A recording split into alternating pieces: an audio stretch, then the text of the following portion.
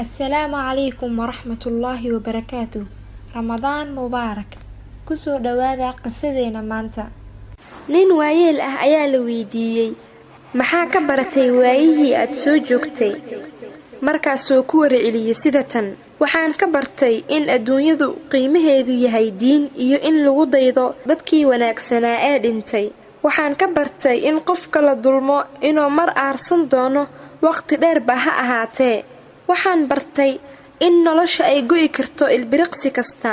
waxaan bartay hadalka macaan iyo wajiga furfuran inuu yahay akhlaaqda hoggaankeeda waxaan bartay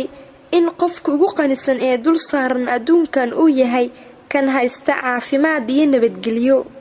waxaan bartay in qofkii talaashootiin uusan timir guranaynin waxaan bartay in cimrigu dhammaanayo hawluhu adduunyadana aysan dhammaanaynin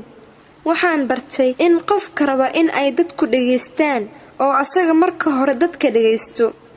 waxaan bartay in safarka lala safro dadka uu yahay waxa ugu habboon oo lagu ogaan karo dadka kartidooda waxaan bartay kan jaahilka oo ku celceliyo aniga markaasna gudihiisa waa faaruq aan waxba haynin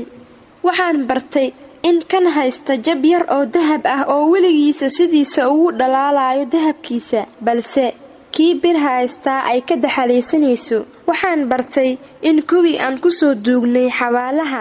ay ahaayeen kuwa ku mashquulsan howlo adduunyo balamana ay lahaayeen howlo badan ay hor yaaleen balse ay xaqiijin howlahaas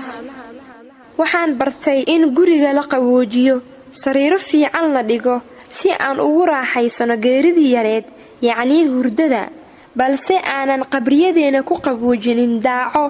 iyo cabsida alle iyo camal wanaagsan si aan ugu diyaar garoono geeridii weyneed yacni dhimashada fadlan walaal adigoo mahadsan sheer dheh lana wadaag asxaabtaada mahadsanidin